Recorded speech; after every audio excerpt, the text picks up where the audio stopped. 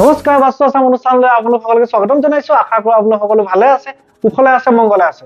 আজি আপোনালোকৰ আগত লৈ আহিছো এটা অতি গুৰুত্বপূৰ্ণ বিষয় যে এই স্থানৰ টয়লেট, আপোনাৰ ঘৰখনত থকা এটা স্থানৰ টয়লেট যি এখন ঘৰত অতি ভয়ংকৰ পৰিণতি দিব পাৰে। হয়, এটা অতি গুৰুত্বপূৰ্ণ বিষয়। আমাৰ মূল বিষয়বস্তুলৈ আগবঢ়াৰ আগতে আপোনালোক সকলোকে জনাই লওঁ কিতাপৰ কথা। ইতিমধ্যে সকলোৱে গমেই পাইছে আমাৰ দ্বাৰা ৰচিত বাস্তুশাস্ত্ৰৰ ওপৰত দুখনি গ্ৰন্থ। প্ৰথমখনি গ্ৰন্থ বাস্তুশাস্ত্ৰৰ পৰিৱেশ সলনি কৰক আপোনাৰ ঘৰখন, আৰু দ্বিতীয়খনি গ্ৰন্থ বাস্তুশাস্ত্ৰৰ পৰিৱেশ সৌভাগ্যশালী কৰক আপোনাৰ ঘৰখন।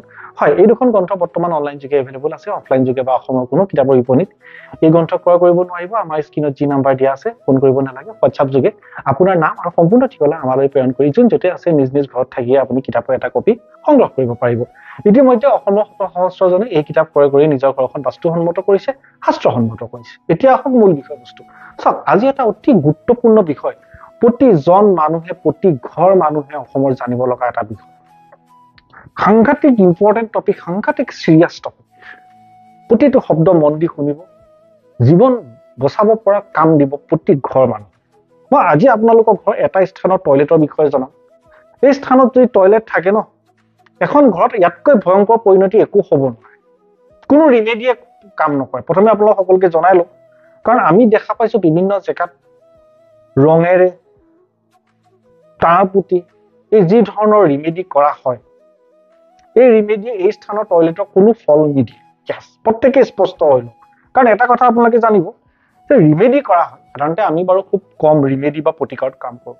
যিকোনো ৰিমেডি, যিকোনো প্ৰতিকাৰ সদায় আংশিক সমাধান। আপুনি যিমান ৰিমেডিলৈ যাব আপুনি সমাধানৰ পৰা সিমান আঁতৰি যাব। আমি 100% সমাধানেই দিওঁ, 100% সমাধানৰ ওপৰত বিশ্বাসী। কাৰণ কেলে, ই আপোনাৰ গোটেই আহিব লগা 14 গোষ্ঠীলৈকে উদ্ধাৰ কৰিব, 14 গোষ্ঠীলৈকে সুফল দিব। আজিৰ বিষয়টো কি যে টয়লেটৰ বিষয়। টয়লেট মানে শৌচাগাৰ বুলি আমি যাক কওঁ। যদি বাথৰুম থাকে, নহয় মই লেট্ৰিনৰ অৱস্থানৰ কথা কৈছো।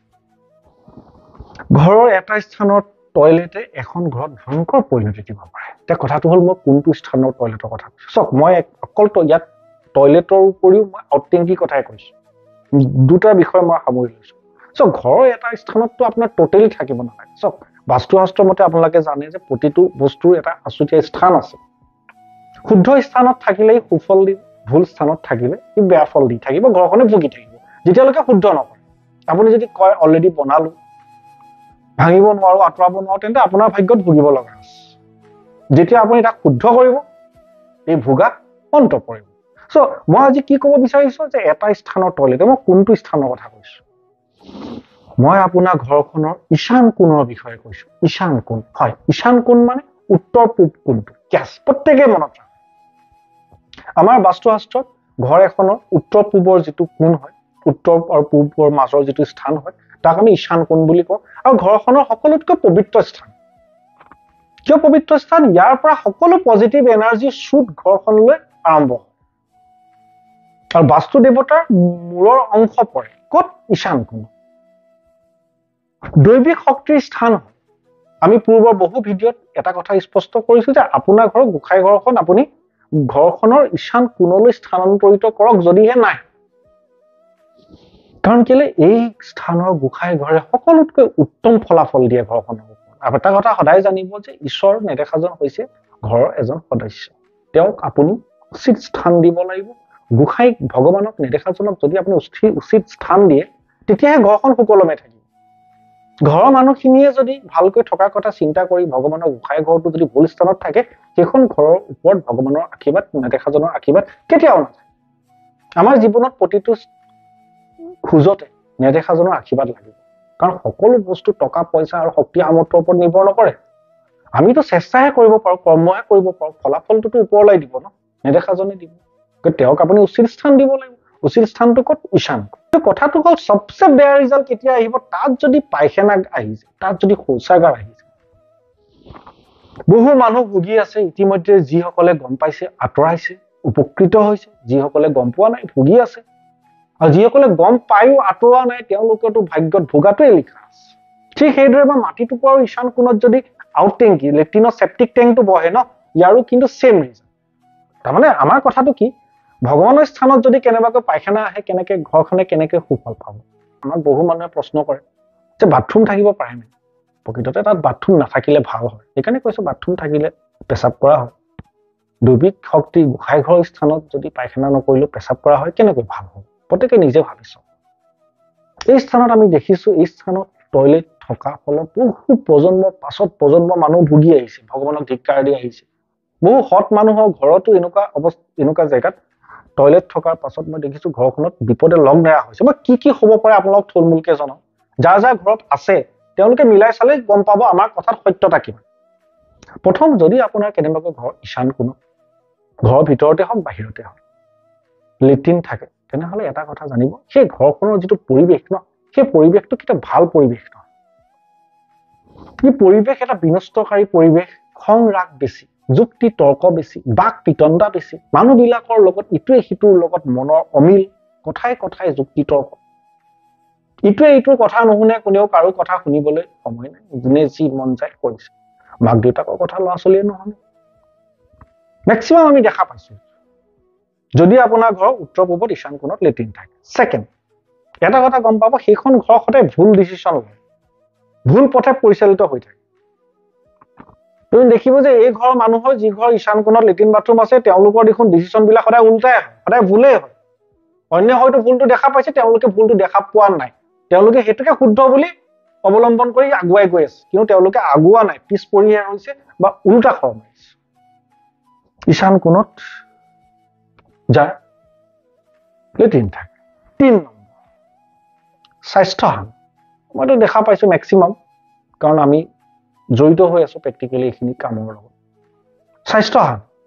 স্বাস্থ্যহান ঘৰখনৰ কোনোবা এজন ৰোগীয়া হ'বই হয় ইয়াস প্ৰত্যেকেই জানো ঈশান কোণত যদি লেট্ৰিন বাথৰুম থাকে 4 নম্বৰ আৰু ভয়ংকৰ 4 নম্বৰ পইণ্টত আমি দেখা পাইছো এনেকুৱা ঘৰত এজন মানুহৰ দুৰ্ঘটনা হয় ইয়াস কাৰণ এইকাৰণে কৈছো ঈশান কোণত লেট্ৰিন বাথৰুম থকা মানুহৰ ঘৰত দুৰ্ঘটনা হৈ প্ৰাণ হেৰুৱা মানুহৰ এক্সাম্পল আমাৰ হাতত কেইবাটাও আছে কোনোবাই যদি প্ৰাণ নাই হেৰুৱা তেনেহলে তাৰ দুৰ্ঘটনাত পতিত হৈ খুব বেয়াকৈ বিস্তৰ স্বাস্থ্যৰ ক্ষতি হৈছে yes প্ৰত্যেকেই জানো কিয় কাৰণ কেলে আপোনাৰ সব ঈশান কোণত লেট্ৰিন বাথৰুম থাকি আপুনি ভগৱানক যিমান পূজা নকৰে ন একো ফল নাপায় আমাৰ পূৰ্বতে এটা ভিডিঅ' আছে যে কেতিয়া এখন ঘৰত পূজা অৰ্চনাৰ ফল নধৰে যিসকল লোকে এই ভিডিঅ'টো চোৱা নাই আমাৰ লিষ্টত গৈ চাই ল'ব বহু কথা জানিব পাৰিব ইয়াত আমি উল্লেখ কৰিছো যে আপোনাক পূজা অৰ্চনা আপুনি কৰি আছে ভাৱ ভক্তি কৰি আছে সেইটো খুব ভাল কথা কিন্তু কেইটামান বস্তু বাস্তু দুখত ভুল হৈ থাকিলে ন আপুনি কৰা কোনো পূজা অৰ্চনাৰ ফল নধৰে আৰু তাৰ ভিতৰত এটা প্ৰধান হৈছে যে উত্তৰ পূবৰ ঈশান কোণৰ লেট্ৰিন আৰু এটা কথা মই সম্পূৰ্ণৰূপে স্পষ্ট কৰি থওঁ আমাৰ ভিডিঅ' চোৱা প্ৰতিজন ব্যক্তিকে এই জেগাত কোনো ধৰণৰ ৰিমেডিয়ে কাম নকৰে আপুনি যদি ফ্লেটত আছে সেইটো জেগা আপুনি লেট্ৰিনটো আঁতৰাই দিয়ক যদি ঘৰত আছে সেইটো জেগা লেট্ৰিনটো আঁতৰাই দিয়ক কিন্তু মই এটা কথা আপোনাক এইখিনিটো কওঁ সব বহু মানুহে কি কৰে লেট্ৰিনটো আঁতৰালে আজি বাৰু আমাৰ ভিডিঅ' চাই বা যিসকল লোকে আগতে গম পাইছে আমাৰ লগত আগৰ পৰাই জড়িত লেট্ৰিনটো আঁতৰালে কিন্তু সেই লেট্ৰিন থকা জেগাত আকৌ গোসাই ঘৰ নাপাতিব তাৰমানে yes সেই জেগাটো খালী ৰাখক সেই জেগাটো খালী থৈ দিলে ন আপোনাৰ ঘৰখন শান্তিৰে থাকিব yes প্ৰত্যেকেই জানো কথাটো হ'ল যিসকল লোক আছে তেওঁলোকে কি কৰিব মই এটা কথা সম্পূৰ্ণৰূপে কওঁ লাগিলে আপুনি এবছৰ সময় লওক 2 বছৰ সময় লওক 3 বছৰ সময় লওক সেইটো জেগাৰ পৰা লেট্ৰিন আঁতৰক আপোনাৰ ঘৰখন শান্তি পাব ঘৰখনে উদ্ধাৰ হ'ব আহিব লগা প্ৰজন্ম উদ্ধাৰ হ'ব